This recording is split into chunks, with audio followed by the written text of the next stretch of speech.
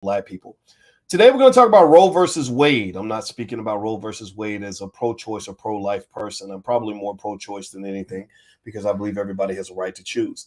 But I also believe that Black people, especially intelligent Black people, also have the right to be informed. And so we're going to talk about rights, and I'm going to give you a history of Roe versus Wade. I read the whole history of Norma McCorvey, the woman that's behind Roe versus Wade.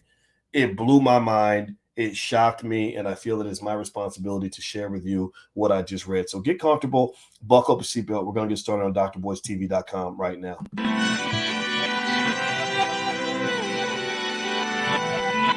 Here we are, clan the isms, cataclysm, great. Our people out here struggling, trying to make it in this state. Everybody out here doing it, but we the ones who late. Now family, we the ones who gotta delegate. Get that money in the power, never be fake.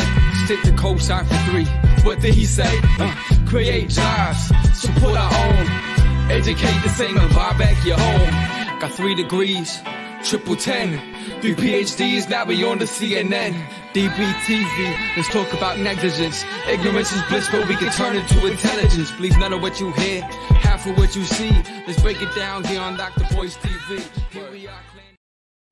Hey everybody, what's going on? Welcome to drboystv.com, the home for intelligent Black people. My name is Dr. Boyce Watkins, and I want to say hello to everybody. Sean Vernon, Rudy, Karen, Investors Wire, I see you. What's going on Instagram? My Instagram is The Real Boyce Watkins, so feel free to follow me on Instagram. If you like to be challenged, if you believe in critical thinking, then this is the place to be. If you are stuck in your ideas and stuck in your values or stuck in your belief systems, then I don't know what I can do for you. So let me just hop in. Shout out the city that you're from also. Let me know what city you're from. I see Cynthia from Flint Town, Carolyn from Florida. Let's see here. Nate says, I thought this was common knowledge. Actually, Nate, it's not common knowledge, the topic we're going to talk about today, because, well, I mean, maybe I'm uncommon in the sense that I didn't know all these things. I'm going to tell you all the truth. I really felt the need to share what I read. As I talked to you, Sean Vernon from Atlanta and Naima Muhammad from New York, I just felt like I wanted to read to you what I read and let you make your own decision. One thing I want to make really 100% clear is that we don't do the left and the right versus right thing. We don't do Democrat, Republican over in here. We're B1. B1 means Black first. Black first means that the best thing I can do for you as a person in my community is to share information with you and to encourage you to think critically for yourself and to encourage you to question everything, because we know that the world is full of propaganda. Give me a yes or no if you feel that media has gotten ridiculous in that they want to tell you what your opinion is supposed to be. They don't allow you to formulate your own opinion. They don't give you the facts. You know, my wife is a professor, and she's also a therapist and an expert on the subconscious mind. And she says that they program you all the time, everywhere.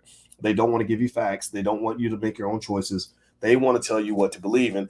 And so I was thinking about Roe versus Wade a lot because I was in New York City, and there was a big parade of people that were upset about the Roe decision, and they were marching through the streets of New York, getting arrested and everything else. And the kids, the kids were intrigued, and they kind of followed behind the parade. And my daughter, she had an interest in it, and I didn't stop her from being interested. I didn't tell her what her opinion was supposed to be. I just said, I need you to make sure you get all the facts so you can formulate your opinion and not let somebody indoctrinate you into their belief system. So I want to start off the conversation by saying, I don't really know if I'm pro-life or pro-choice. I'll probably say that I'm probably pro-choice. I believe you can actually be pro-choice and pro-life. I believe you have a choice, but I hope you choose life. That's what I believe. I believe that it's okay to give you a choice. I'm not a person that's going to go out and say we need to make a law to force everyone to do what we want to do. I see that as a form of tyranny. But at the same time, I also understand when people say the states should have rights to have a choice. And from what I understand, again, I'm not a legal expert. I'm not an expert on this Roe v. Wade issue. None of that. I'm really more interested because I was in that category of having a poor single Black mother who was 17 years old when she gave birth to me. They told her to abort me. They told her to get rid of me. They told her that, you don't have enough money to have a baby, and it's going to be easier if you just get rid of this child. And my mother, because she's a religious woman, she went to church and she said, I'm going to give this baby to God because I believe God has a plan for this child. And lo and behold, 50 years later, me and my mother have had a great relationship. In fact, I think my mother's in this podcast. How you doing, Mama? All right. So here's what I want to talk to you guys about this is what led me to do this conversation. You guys know I'm a financial guy and an economics guy, but you can't talk about Black wealth without talking about Black family. The Black family has always been consistently under assault for a very long time. Birth rates, things like that, that does matter.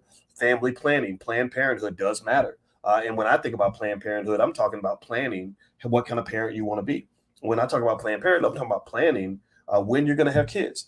When I talk about Planned Parenthood, I'm talking about planning who you're going to sleep with. Don't sleep with somebody who's going to give you a baby and then leave you in a situation that you're going to regret. Right. So to me, the plan starts everywhere. Right. The plan starts with every single move you make. So I do believe in Planned Parenthood. I am probably pro-choice, but I also wish that we consider choosing life and would not say things like, "Oh, you should get rid of the baby, terminate the pregnancy because you don't have enough money." I'm a financial expert. Very few people know more about money than I do. I have a doctorate in finance, and I can tell you things about money that will blow your mind. And let me just tell you this: you should never, in my view, end a friendship over money, and you should, in my view, never. How can I say? I'm not telling you anybody what to do, but it hurts my heart to hear that a child did not deserve to live because the mom didn't have an extra $1,000 a month to pay rent and bills. I get it. I understand financial struggle. I grew up poor, but I would have rather have been poor than to have been dead. Right. So that's my personal perspective. I'm not going to impose that on you. You can have whatever perspective that you'd like to have. So let me go into what led me to do this podcast today. And if you could take 1 second, please hit the thumbs up button, thumbs up, thumbs up, thumbs up, share, subscribe. Also, if you have an interest in Black wealth and things like that, we do that all day long, every day. You can go to boycewatkins.com. There's free resources there. You can get a free copy of my book, all kinds of stuff. All right. So I read about this Roe versus Wade case. I was really fascinated. Now, call me a dummy, an idiot. But I'm assuming that there are other people who didn't know what I read. And I saw a comment from Faye Bishop. Shout out to Faye Bishop. Faye made a comment where she said that the Roe versus Wade case was based on a woman named Norma McCorvey. She was Jane Roe. And Jane Roe, she said that it was based on her wanting to get a procedure. I'm not going to use the A word because I'm sure the Google algorithms will pick that up or whatever. And she wanted to get her procedure done because she went and she lied about being raped by a group of Black men. She lied about being gang raped by Black men. That got my spidey senses up. I said, what? Like a puppy. I'm like, what? What did you say? So I had to go. I looked it up. I'm researching. I'm like, no way. I missed out on this little fact. No way. No. I mean, I knew about Margaret Sanger and all the things Margaret Sanger did. You should probably look that up in terms of her plan to use Black pastors and stuff like that to get Black people to have less babies, because she felt, generally speaking, it seemed that population control meant that the undesirables should not be having children. And y'all know what it is. 100 years ago, Black people were always seen as the undesirables, right? So there's the Margaret Sanger history. I was somewhat familiar with that. I did not know the history of Roe versus Wade. And how many of y'all, give me a yes or no. Give me a yes or no in the chat. How many of y'all knew that the original Jane Roe, like her whole case was built around falsely accusing Black men of raping her, that she was trying to get a legal procedure done. And in Texas, I guess, the only way you can get it done is if you say somebody assaulted you. And she literally, her friends advised her, like, hey, if you say Black men did it, because, of years for things we did not do. They burned down Black Wall Street because a Black man was accused of committing the unforgivable crime of touching a white woman. And then they went and they killed 300 people, and they did not pay us for that. Right? This has been something that's consistently happened. So here's the thing. Here's what got to me. I said, how is this lost in the narrative? Why is it that, when we're talking about Roe v. Wade, and again, I'm not telling you what to think. You can have whatever opinion you want. Seriously, I really am okay. Pro-life, pro-choice, in between, it's up to you. I want you to make that decision. I'm not going to make it for you. But why is it that we can be so sensitive? Pay attention now. Why is it that we can be so sensitive to the rights of white women and feminists, or Janelle Monáe and her white allies? We could be so sensitive to their rights, but not sensitive to the rights of Black men.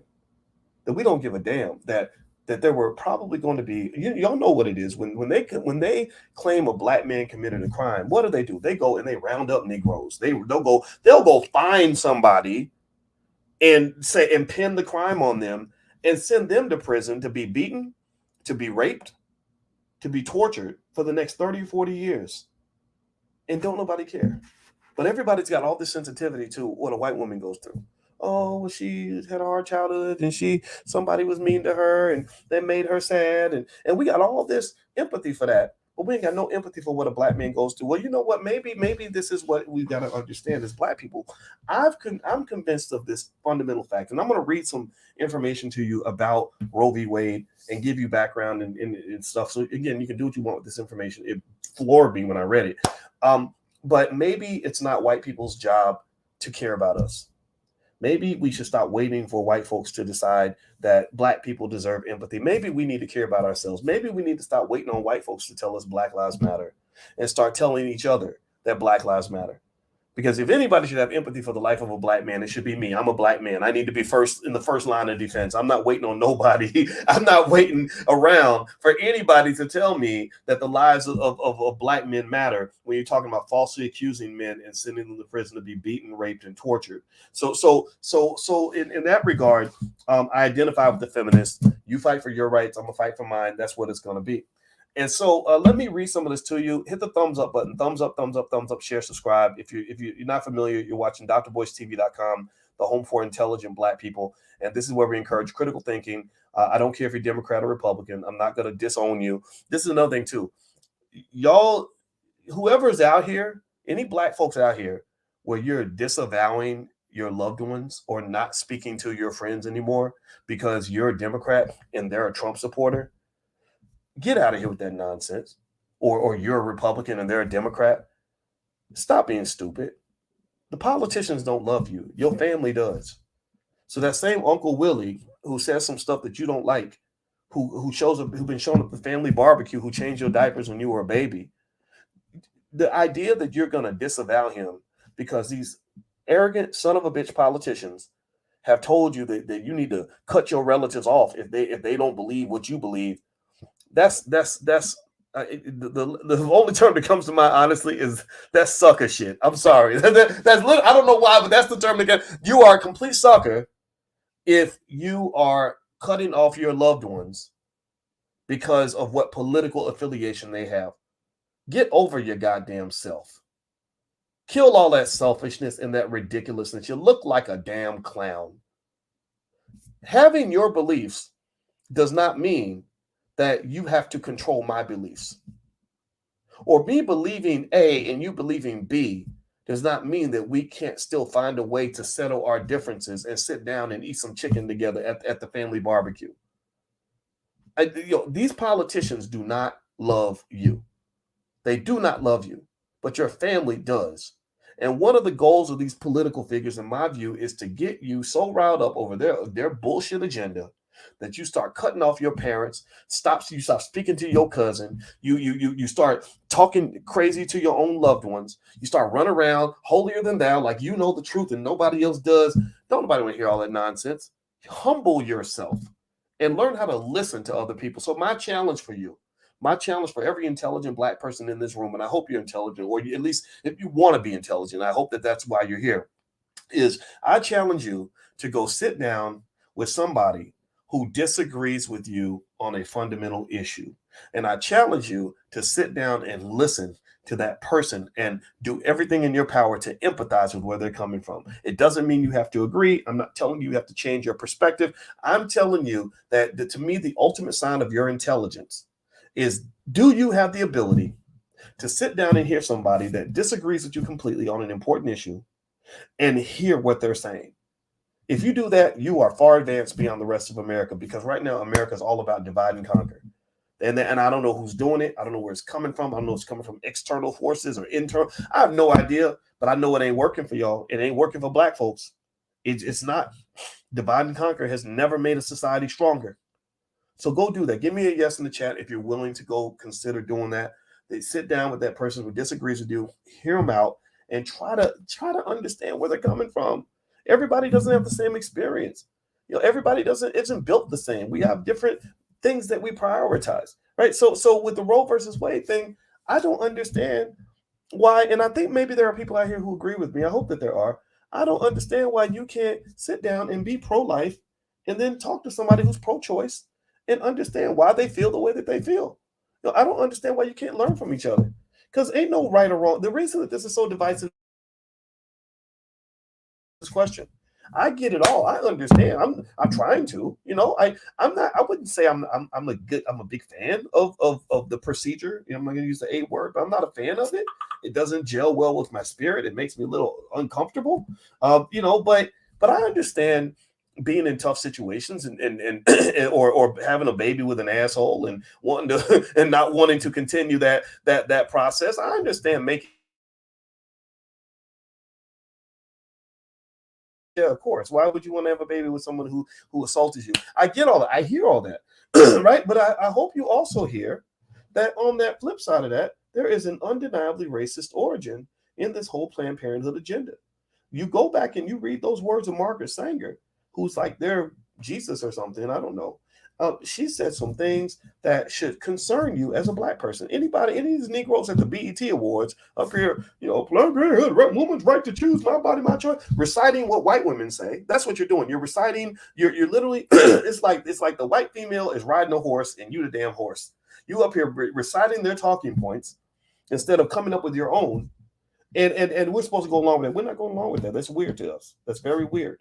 And so, but then again, maybe there's a reason it happened at the BET Awards. The BET is not a black-owned company. BET is owned by Sumner Redstone and his family, and they're not black, so they're going to pick people. They're going to pick Negroes to put on the pedestal who fit their agenda. Right? They're not talking to regular black people. They're talking to these weirdos out in Hollywood. And I've met a lot of them. I met Janelle Monáe, who was there. I saw her at the Breakfast Club. She was very weird at the Breakfast Club. I've seen some of these people. They're not you. You're not the same. Right. So anyway, let me dig deeper into this. Let me keep going. Do me a favor, hit the thumbs up button. Thumbs up, share, subscribe.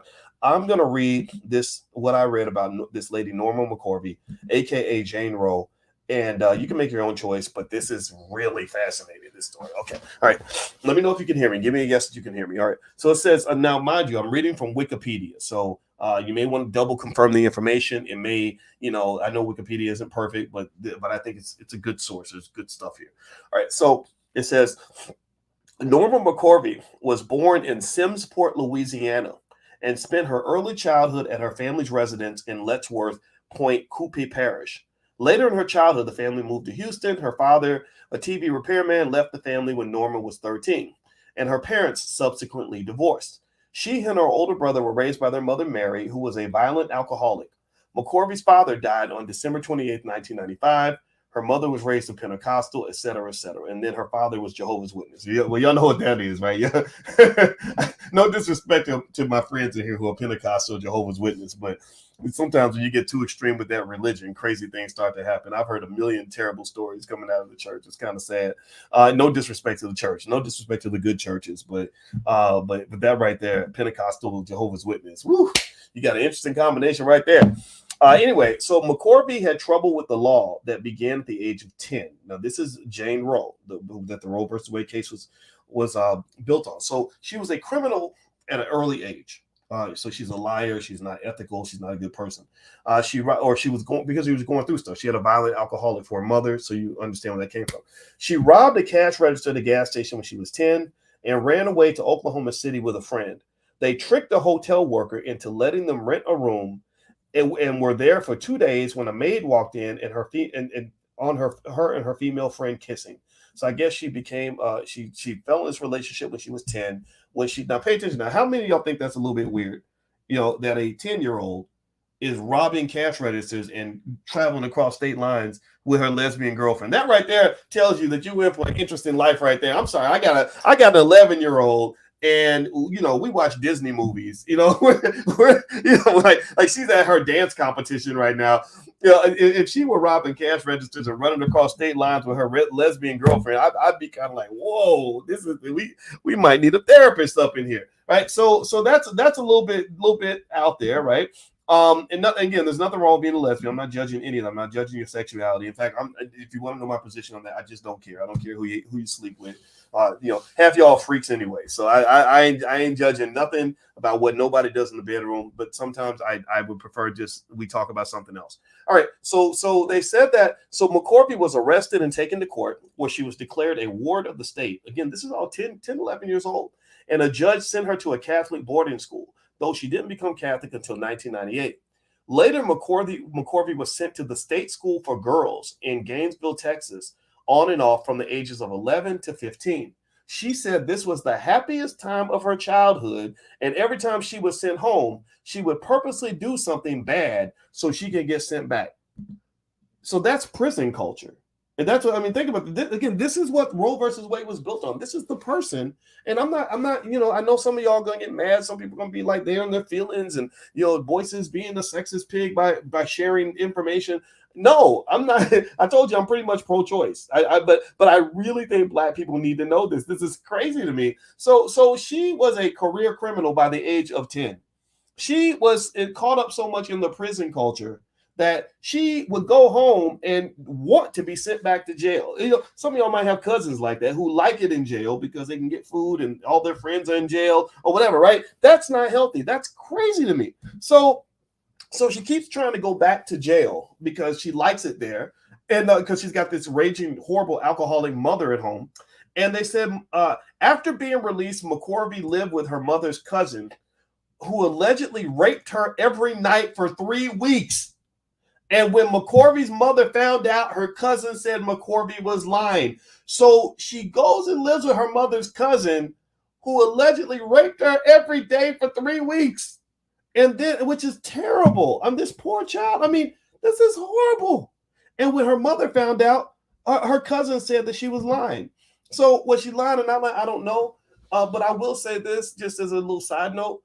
Stop not believing your kids. Like if they come to you with something that's going on, like don't just say like, "Oh, Uncle Willie would never do that." Don't do that. Please don't do that. You got to listen to the kids, right? So this is the origin of Norma McCorvey, the original Jane Roe in the Roe versus Wade case. She's a career criminal at the age of 10. She's trying to go back and forth to jail. She is doing things at the age of 10 or 11 that a lot of 30-year-olds would never consider doing, robbing cash registers and all this other stuff. So check this out. I'm going to keep reading. While working at a restaurant, Norma met Woody McCorvey, born 1940, and she married him at the age of 16 in 1963. She later left him after he allegedly assaulted her. She moved in with her mother and gave birth to her first child, Melissa, in 1965. After Melissa's birth, McCorvey developed a severe drinking and drug problem. Of course she did, right? Look at what this poor lady's gone through. So this is Jane Roe. So by now, Jane Roe is a drug addict and an alcoholic. This is not me being mean. This is me just reading facts to you. Soon after, she began identifying as a lesbian. In her book, she stated that she went on a weekend trip to visit 2 friends and left her baby with her mother. When she returned, her mother replaced Melissa, the baby, with a baby doll and reported Norma to the police as having abandoned her baby and called the police to take her out of the house. She would not tell her where Melissa was for weeks. So Norma McCorvey's mother, again, the violent alcoholic, is now, I guess she's becoming the older grandmother, and she's concerned about the fact that her daughter, Norma McCorvey, who was the original Jane Roe, is now an alcoholic and a drug addict. So she's conspiring to take the baby away from her. And y'all know this happens in a lot of our families. Somebody gets hooked on drugs and the grandparents step in and take the baby, right? That happens way too much. That's why I think we should, as a community, we should have a zero tolerance policy when it comes to drugs.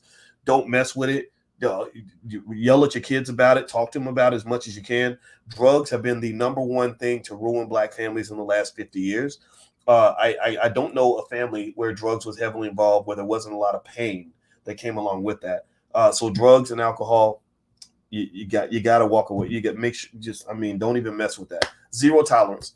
All right, so let me keep going. All right, so let's see here. So check this out. So here's what Norma's mother did to get the baby. She said, let's see here. She allowed McCorvey to move back in. One day, she woke McCorvey up after a long day of work. She told McCorvey to sign what were presented as insurance papers, and she did so without reading them. However, the papers she signed were adoption papers. So she snuck and tricked her into letting her adopt the baby, giving her mother custody of Melissa, and McCorvey was then kicked out of the house. So she took her baby and kicked her out of the house. Her mother disputed that version of events and said that McCorvey had agreed to the adoption. So the following year, remember, McCorvey is the original Jane Roe. Give me a yes if you're following. I hope I'm not going too fast here. Let me know, yes or no, if you're following the whole story here. Okay, so this is the original Jane Roe, aka Norma McCorvey, and her origin story. Her origin story is one where she is at 10 years old. She's a career criminal. She is her mother's a violent alcoholic. She's getting pregnant several times by the age of 18 or 19. She's in a tough situation. She by her teenage years, she's a drug addict and an alcoholic. And I say all this to you because these are facts, not because I'm pro-choice or pro-life. I told you guys I'm probably more pro-choice. So if you come in here and you get mad and you want to start slapping labels on me as sexist and I'm a Trump supporter and all this other nonsense, I want to stop you right there and say that I empathize. I completely agree and understand with the pro-choice perspective. I don't agree with everything, though. I think that we have to have a more measured, intelligent conversation about these important issues as a community. White folks can be dumb. White folks can follow the crowd. The rest of the world can sit and get on the bandwagon. I want intelligent Black people to really think things through critically. So let's keep reading here. Let's look at this background. Okay, so Norma McCorvey, aka Jane Roe, so her mother takes her baby. Then she becomes pregnant again a year later with another daughter named Jennifer. That she now Jennifer, pay attention now. Jennifer was placed for adoption. So her first baby was, now let me make sure I get this right. So her first baby was taken by her mother. The second baby she places for adoption. So I guess she didn't want her kids. So now the Roe versus Wade pregnancy was the third pregnancy. And I'm going to tell you this, it's really amazing how the story evolves. It goes out 40 years actually, where the daughter that she gave birth to in the Roe versus Wade case confronts the shit out of her mom 30 or 40 years later. It really blew my mind. This is how you see the whole picture in terms of how to frame this whole conversation. It really blew my mind. So let me just give you the background, and then I'm going to get to that, how this ended. So in 1969, at the age of 21, so she was born, 21, 1969, she was born in 1948. So she's 21 years old, third child, 21. McCorvey became pregnant a third time and returned to Dallas.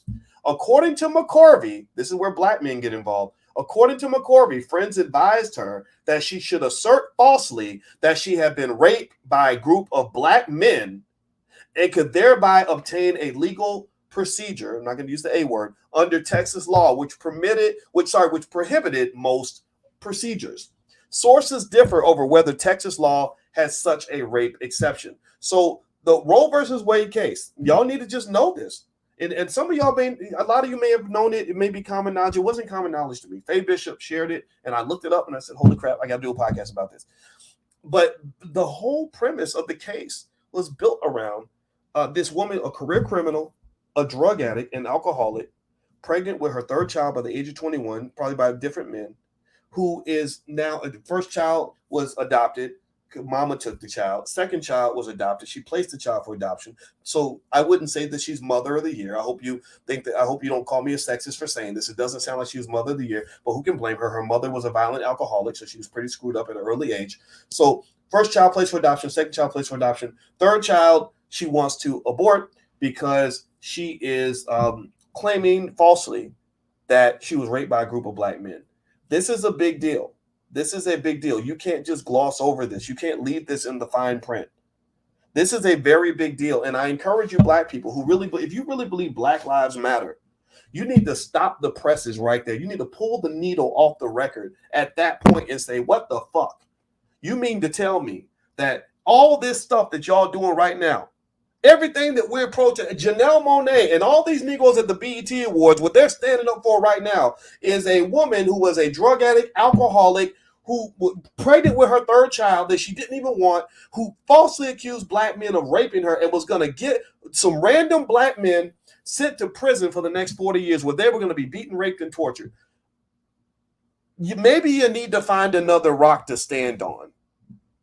Maybe you need to find another case. Maybe you can find a case of somebody who legitimately was in a situation where aborting the fetus might have made more sense. Maybe you need to find something else.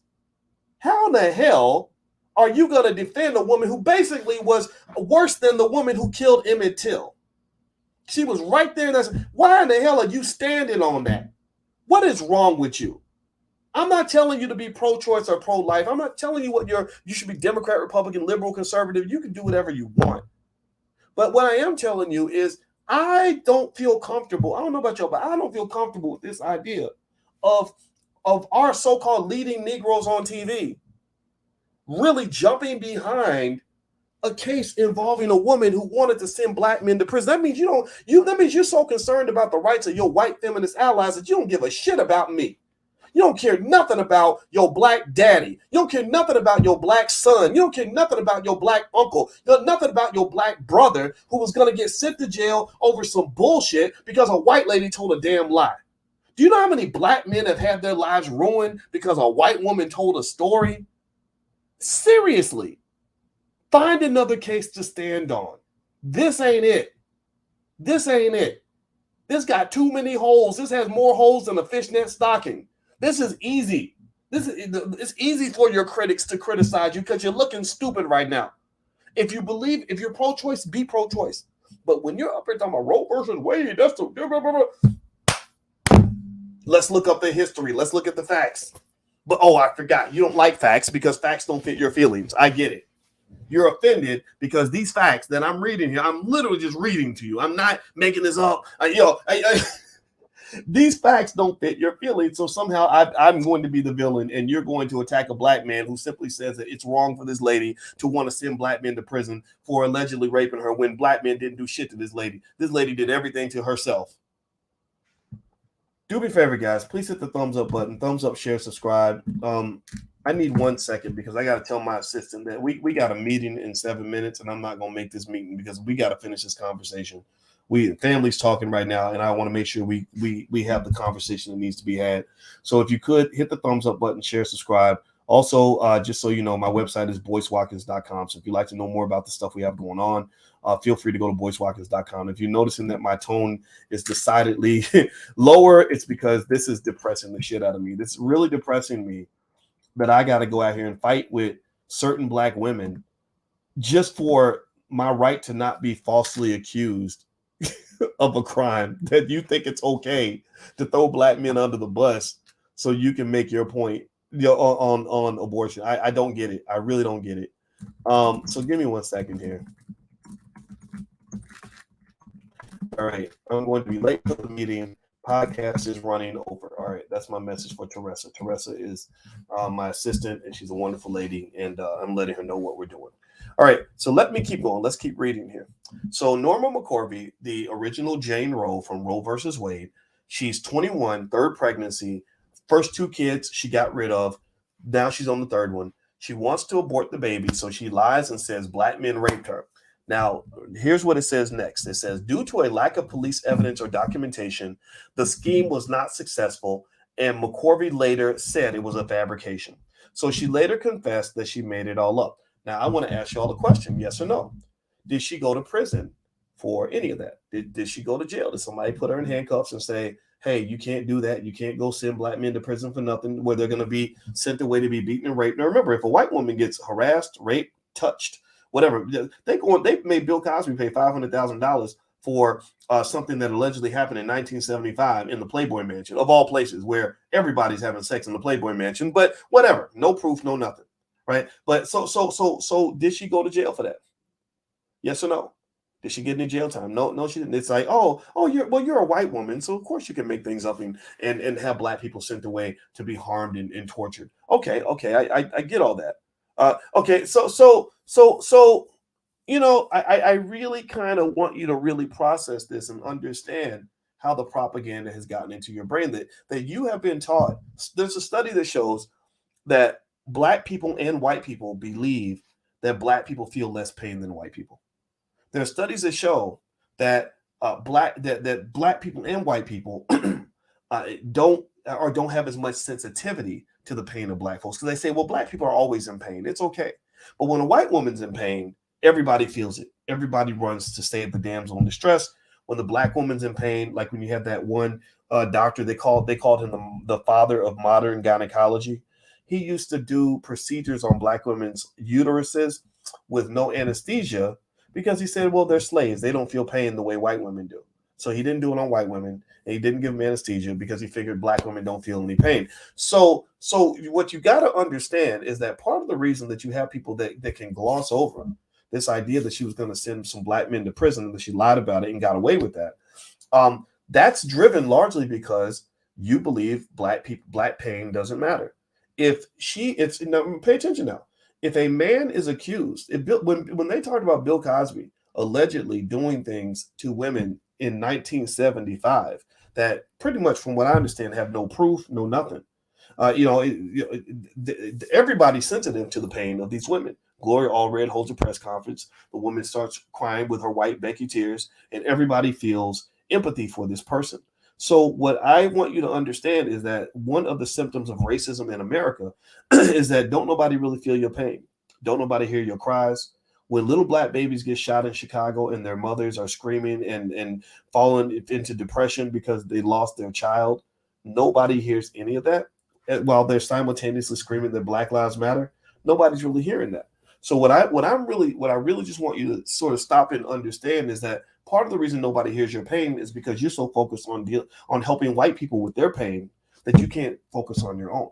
And so to me, the B1 philosophy, meaning black first, means that my pain's gonna matter before anybody else's. That when my little girls are crying, that's my focal point. I don't care that the neighbors' kids are crying.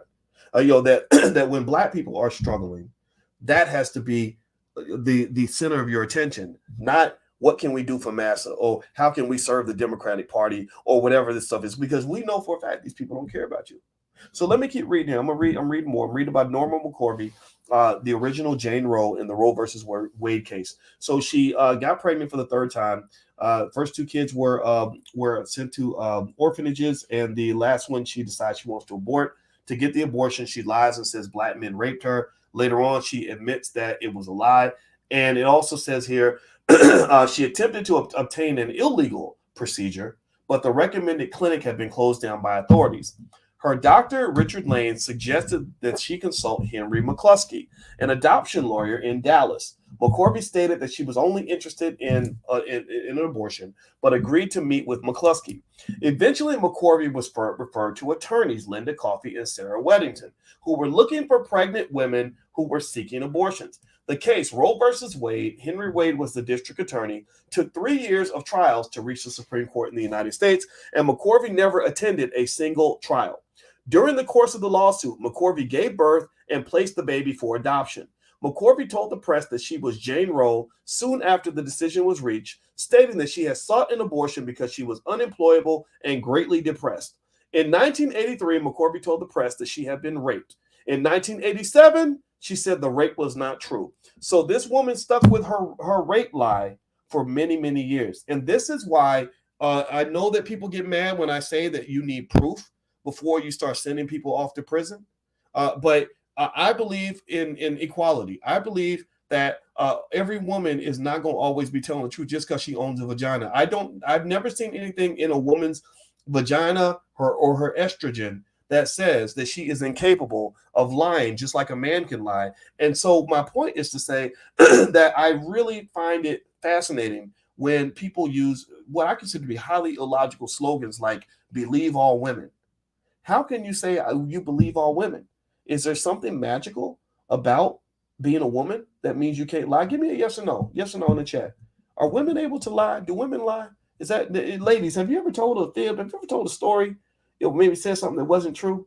Give me a yes or no. So let's confess, man. Let's be honest here. Like, how many of you have told a lie? I mean, would you believe women can lie, or do you think that lying is only something men can do? And I bring this up because, again, remember, this is a platform for intelligent black people where I encourage you to critically think. I'm trying to really help you understand how stupid political groupthink makes you.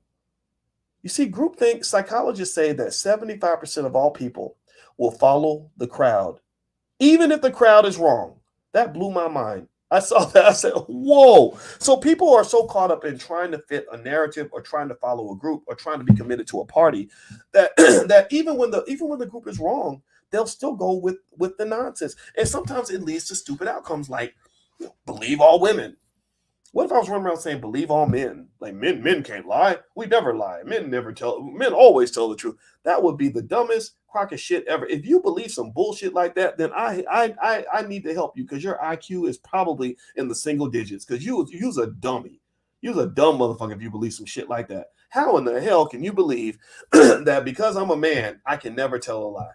How about you verify accusations I make, particularly when the consequences of those allegations are significant. If I'm trying to go and it sends somebody to prison for 30 years where they're going to be beaten, raped, and tortured, taken away from their family, lose all their wealth, lose all their dignity, be thrown in the pits of hell, shouldn't you verify some of that first just to make sure that it actually happened? Or are we so dumb as a society that we just think that doesn't apply? And you know what? My theory, honestly, is that I think that we just live in a society where it's okay to do that when it comes to black men. You know, remember all these Me Too, a lot of these Me Too things, it comes down to people accusing black men and they don't need any proof. They're like, oh, well, I need money, so I'm going to just accuse them of something. Nobody's going to verify anything. So, yeah, put me on the lawsuit too. I need some more money for crack, right? So anyway, let me keep going. Hit the thumbs up button. Thumbs up, share, subscribe. All right, so here's what's interesting, right? So there was no police evidence, and McCorvey later admitted that she made up the rape story. McCorvey, aka Jane Roe, she attempted to obtain an illegal abortion. So this is a woman who did not want her child, right? And what's interesting here is I'm seeing a pattern here. This says her doctor suggested that she consult Henry McCluskey, who's an adoption lawyer in Dallas. So the doctor says you don't want your baby, you want a procedure. Go to see this lawyer for adoption. So he's saying, look, you're going to have this baby. You need to go see this lawyer who can help the baby, get adopted. And maybe some people would have handled it differently. They would have said, okay, just go to California. You can get an abortion in California, right? I don't know, right? So they send her to a lawyer, but pay attention. Now, this is interesting. So then the lawyer, though, instead of helping her get the adoption, the lawyer refers her to attorneys Linda Coffey and Sarah Weddington. Sarah Weddington and Linda Coffey were not concerned with the abortion. They were not concerned with necessarily her specific abortion, right? They weren't concerned about the adoption. They were concerned about an agenda. Their agenda was, we want to get these procedures legalized. So we want to use your specific situation to provide weight for our case. And what's interesting is that you got to pay attention in politics. In politics, when people are trying to push forward an agenda, they will use anybody that will push forward their agenda. I believe that the black woman has been consistently used as a tool and as a resource, and sometimes as a weapon, to pursue the agenda of white liberal women. I believe that. And I believe black men are used as well, right? We get used for different agendas too. So one thing you got to really think about, and this is something for you to consider as intelligent black people, is you can't go through life, particularly as a black person, where you're letting everybody just use you for whatever they want to do with you. You're not a hoe. You're not a hooker. You're not here for everybody else's amusement and engagement and for them to benefit. You get used everywhere in America. Just so you know, when you're black, you get used constantly. You're getting used in the political system. They get you to go out and vote for politicians that don't give a damn about you. They use you when it comes to economics. They got you all trained as little babies to grow up and become employees for these companies that are going to let you die at your desk and leave no wealth for your children, but they getting all the wealth in the world for their kids. They use you to go fill up these damn universities where they got some of y'all buried so deep in student loan debt that you can't even breathe. You can't even imagine a life without student loans because you know you'll never be able to pay them. You won't even be able to pay them when you get to heaven and the streets are paved with gold because the loan debt is so damn high. They use our athletes. They bring them to these big white universities where they make $1 billion a year off black athletes, and the families get almost nothing because somebody decided it's wrong to pay a college athlete, which is the craziest crap in the world. I'm glad they're changing that law. They use you in the prison system. When you get locked up and you're stupid and you go commit crimes and you get sent away, next thing you know, they're charging you all kinds of money for phone calls, charging you $1 per sentence to use the internet or whatever it is, right? To use email. They're charging you, they have you out here working like a slave, making like $2 a day. I mean, come on now. Come on. In order for you to stop being used like a slave, you have to have the consciousness to say, no, you're not going to use me for your stuff. You're not using me. The only person going to use me is me. I own all of this. I own all of this.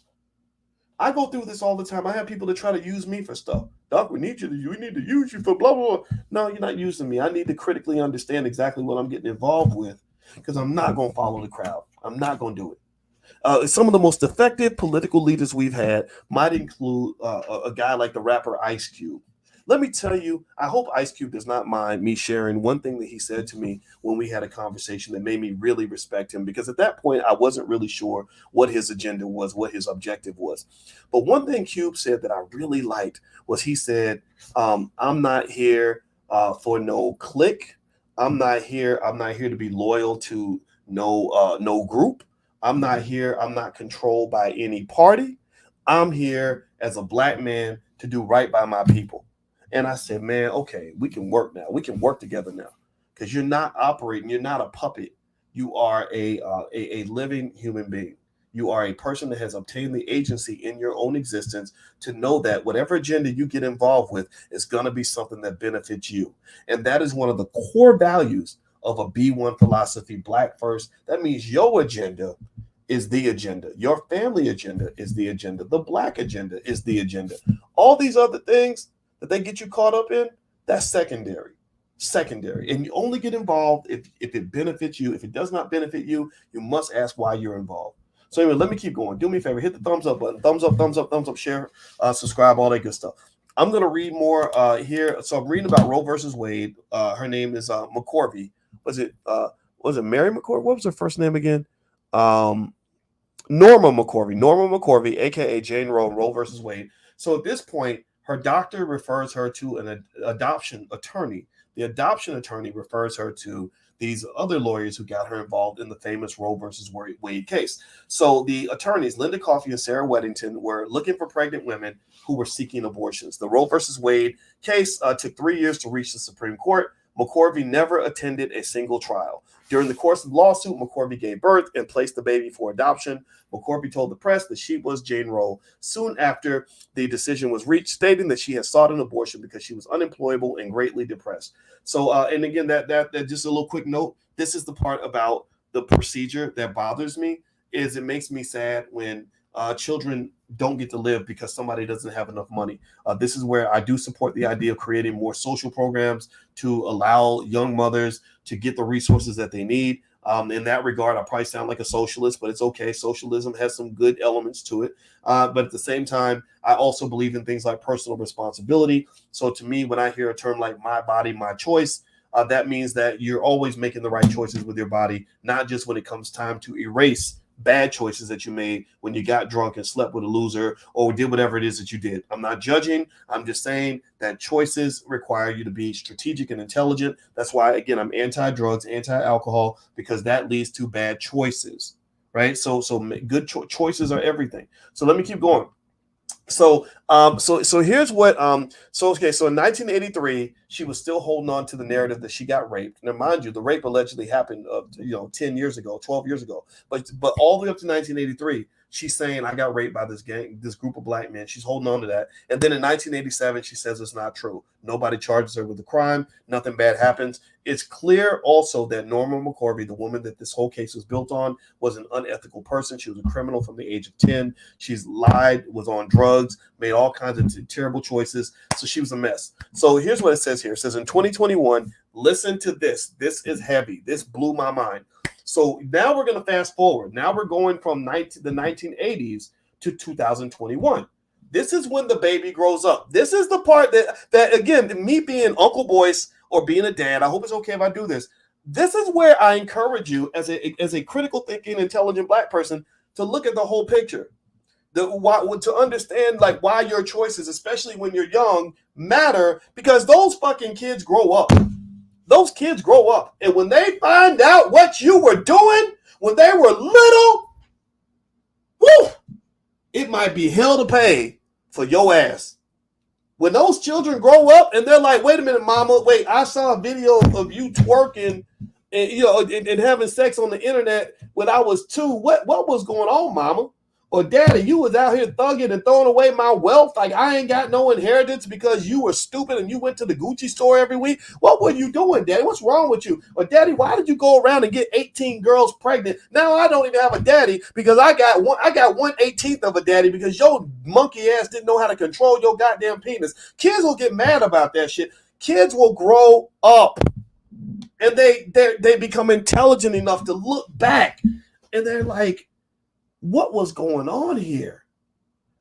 And that is when your chickens That's when all the chickens come home to roost. All your chickens come home to roost when you're explaining to your 25-year-old child all the stupid shit that you did when you were young because you weren't critically thinking. So let me read what happened to Norma McCorvey when her chickens came home to roost. Her little chicken grew up. A fetus becomes a person. In 2021, Shelley Lynn Thornton, McCorvey's third child, who was not aborted as a fetus because the court proceedings of Roe v. Wade took too long, stated that she was neither pro-life nor pro-choice. She grew up not knowing. She didn't even know that she was the fetus in the Roe case until her birth mother appeared on the Today Show in 1989 and talked about her desire to meet her daughter. So I guess she got rid of her daughter, sent her up for adoption. She goes on TV. She says, "I'm Jane Roe for Roe versus Wade. I want to meet my daughter." In response, a journalist for the National Enquirer found Thornton as a teenager. So the journalist goes out, finds the baby, and told her about her prenatal history. So the baby's stunned. She's like, "Whoa, wait a minute. Wait, I'm the child from Roe versus Wade? I didn't even know that." So when she finds out, this made her very sad. In 1991, Thornton, the daughter, this is the baby, became pregnant and did not have an abortion because abortion was, quote, "not part of who I was." By 2021, she had met her two half siblings, but not her birth mother. So she met the other two babies that her mother put up for adoption. And she nearly met her birth mother in 1994. So she almost met her. But check this out. They had a phone conversation. This is the daughter of the Roe versus Wade, the daughter of Jane Roe, a.k.a. McCorvey. I keep forgetting Norma McCorvey. So she gets on the phone with her daughter in 1994. And on the phone, according to Thornton, McCorvey told her that she should have thanked her for not having an abortion. So the mother says, "You should thank me for not aborting you." Thornton's visceral reaction was, "What? I'm supposed to thank you for getting knocked up and then giving me away?" She told her birth mother that she would, quote, "would never ever thank her for not aborting me." She reflected that, quote, "when someone's pregnant with a baby and they don't want that baby, that person develops knowing that they were not wanted."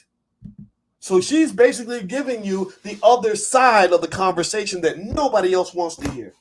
Nobody wants to hear how a child feels when they're 20 years old and they find out that their own mother didn't want them because they didn't know them. Because it's like, oh, it's just a procedure. I'm gonna get rid. I understand. Again, I'm not here to make anybody feel bad if you've gotten the procedure done. I don't want to do that. I'm not here to add to whatever natural discomfort you might feel from the hard choice that you had to make. It's your choice. I am pro-choice in that regard, I promise you. But my Lord Jesus, can we at least have an intelligent discussion about this issue instead of acting like a woman's fetus is just like garbage that you throw out into the alley? Like, can we at least have a conversation that makes it a little more intelligent other than saying, well, you can't pay the rent this month, so you might as well go ahead and kill the little motherfucker. It'll be easy to just get rid of the baby.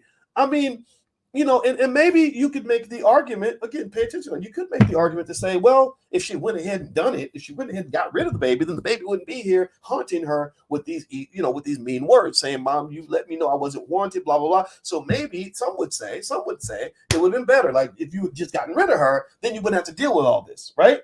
Right? Because nobody wants to hear from a semi or almost aborted fetus. Nobody wants to hear from again, think about this. The aborted fetus can't talk, right? So he's never going to grow up and say, "Wait a minute, what did you do to me?" Right? So it is the almost aborted child, and there's a lot of them out there. I promise you. I have a friend like that. I have a friend where the deepest, darkest secret in their family is that when her mother was pregnant with her, her father did not want her, and her father harassed the mother every day for weeks to abort the baby. Now the baby is like a teenager and loves her dad, hangs out with her dad all the time, wants to be around her dad. And God forbid, one day, if that child ever got even a whiff of the fact that her father worked overtime to make sure that she would never be born, that would absolutely crush her. That would absolutely crush her. My mother and I have had conversations about what she was thinking about doing with me. When my mother was 17. I mean, she was 16 when she got pregnant with me. She didn't have no money. My daddy was gone. My daddy don't even know the man. Don't even know the son of a bitch. He died. I didn't even know him well enough to be sad or to be happy, or I didn't have any emotion. I don't even know the man. And so we talked about that, and my mother says, yeah, they would have. They I was advised to kind of make the problem go away. And for some reason, and again, this is what I think brings out her black girl magic, is that she has a relationship with God. And black women have a strong relationship with God. And I think that it's got to be really torturous to reconcile. In fact, studies show black women are the most religious group of people in America. So it's got to be incredibly torturous to reconcile that relationship with God with the relationship with feminism and some of those ideas that come along with that. It's got to be hard. Like you're going to church every day, you're praying, you talk about life matters and everything, and then at the same time, this life is growing inside of you, and you're like, I got to get rid of this baby.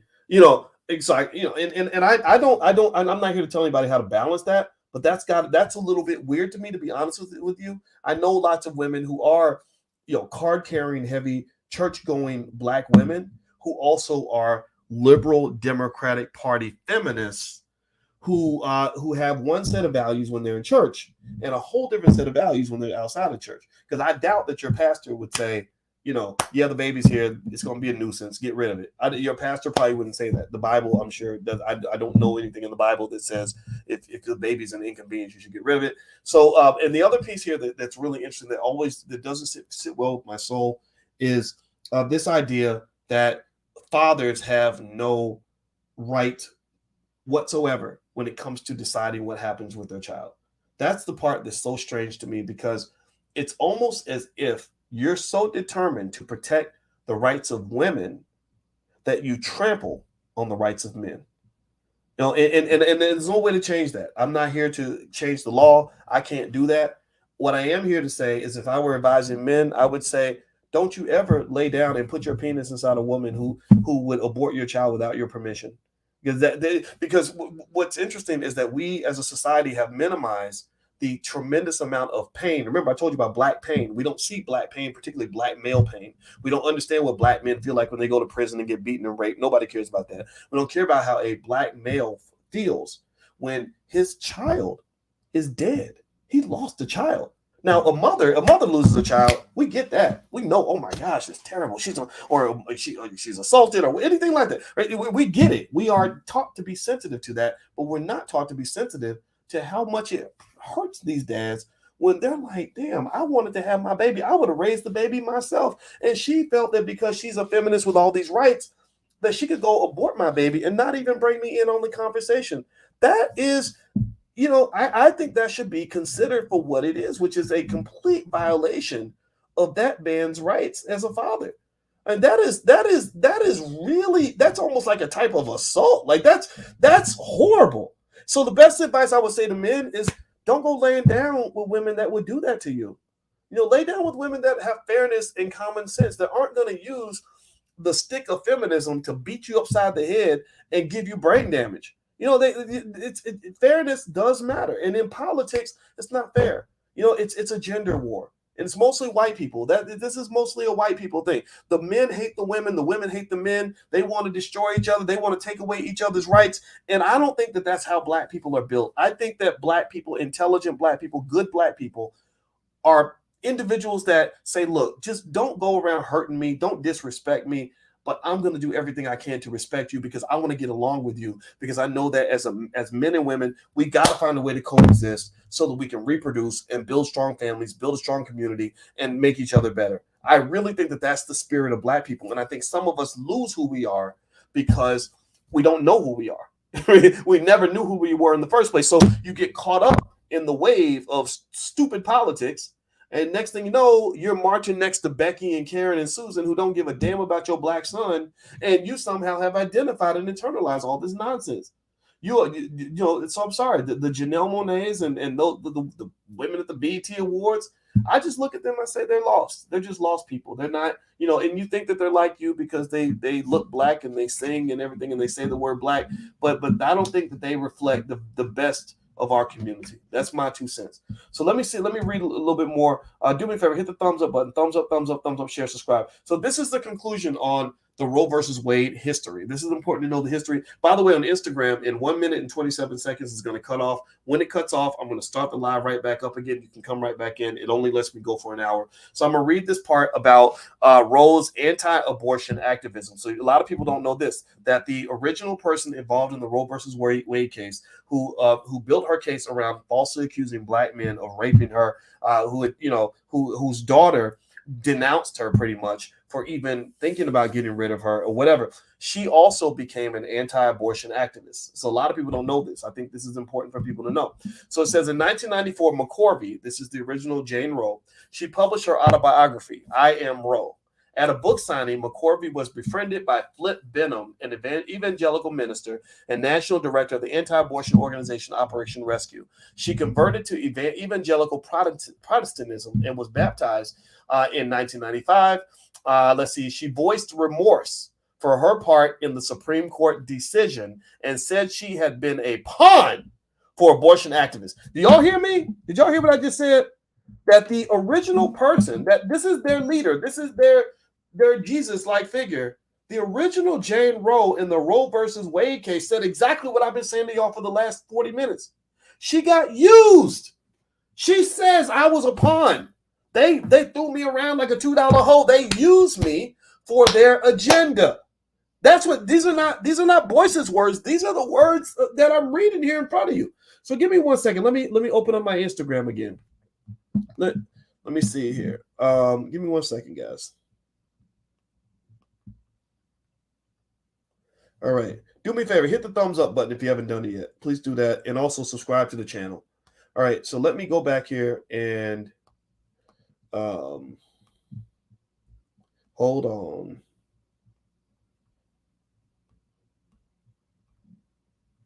So I thought that was really fascinating. That literally the sort of source of all of this, the person that you're protesting on this person's behalf, she literally steps out and says, I got used. I didn't want to be involved with this. And this tells you everything I've been telling you guys about this Democrat-Republican politics. They don't love you. These politicians don't love you. They will use you and manipulate you at every chance they get. So Norma McCorvey, the original Jane Roe, she basically said, that I didn't want to be a part of this, and I was a pawn for the abortion activists. On August 17th, 1998, McCorvey was received into the Catholic Church. Let's see here. She released a second book called Won by Love, describing her religious conversion. So she became religious, which isn't a surprise. A lot of people that are fighting drug addictions and stuff, they form a new addiction, a new religious addiction. So it's kind of interesting. In the book, she said that her change of heart occurred in 1995 when she saw a fetal development poster in an Operation Rescue office. In 2004, McCorvey sought to have the U.S. Supreme Court. So oh wow, I didn't know this. So McCorvey, so she's like she's the banana in the tailpipe that they're trying to cover up. Like she's the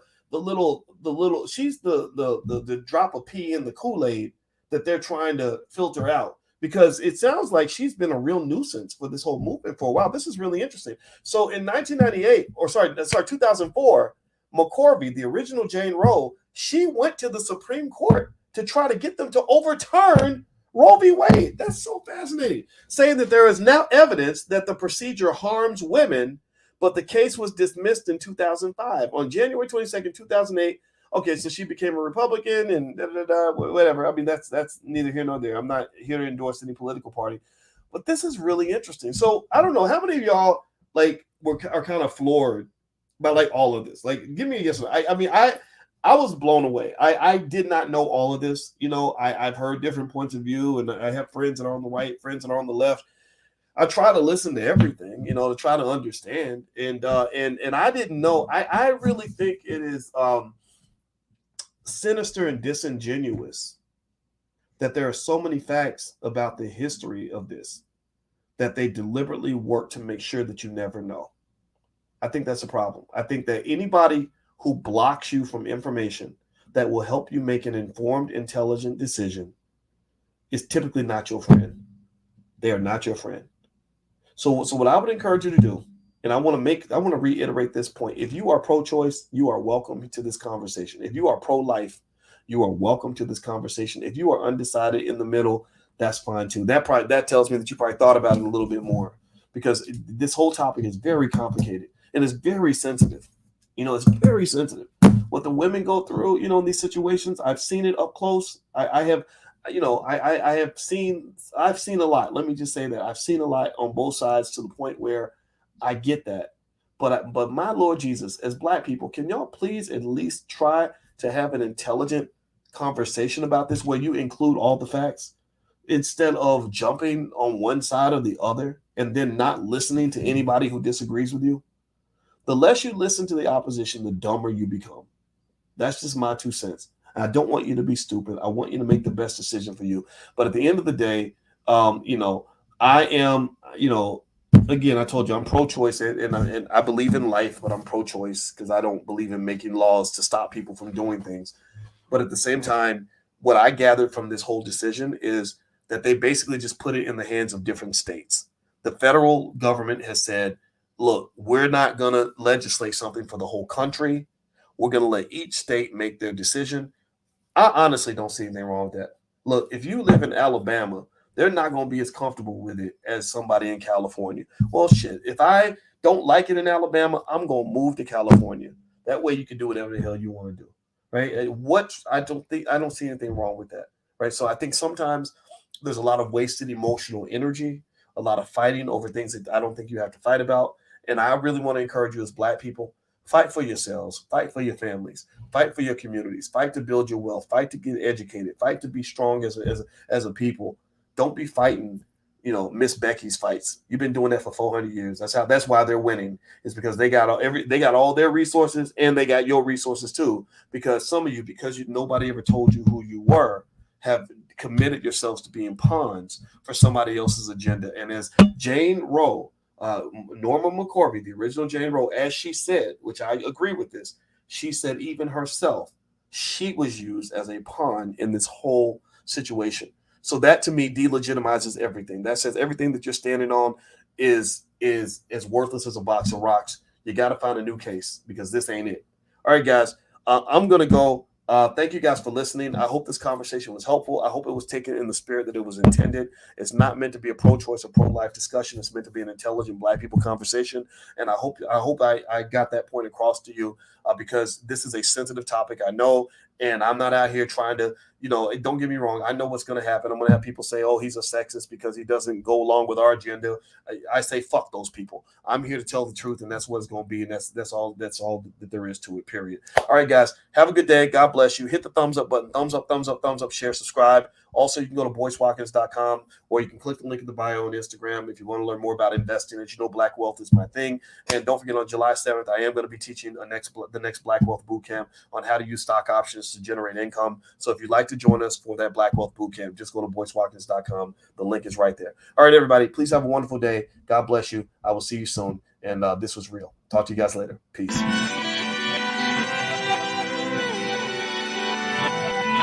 Here we are, clan the isms, cataclysm great. Our people out here struggling, trying to make it in this state. Everybody out here doing it, but we the ones who late. Now family, we the ones who gotta delegate. Get that money in the power, never be fake. Stick to cosign for 3. What did he say? Create jobs, support our own. Educate the same and buy back your home. Got 3 degrees, triple 10. 3 PhDs, now we on the CNN.